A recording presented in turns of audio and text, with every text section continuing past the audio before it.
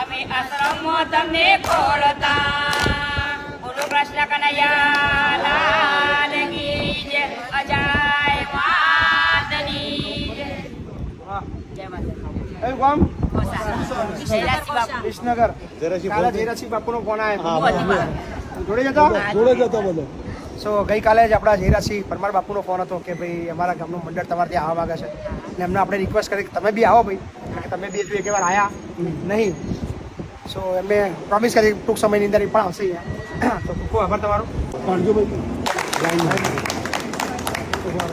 આજ મારા ઘેર ખાય લીલા રે બાપુ વધારે મારી આગણે.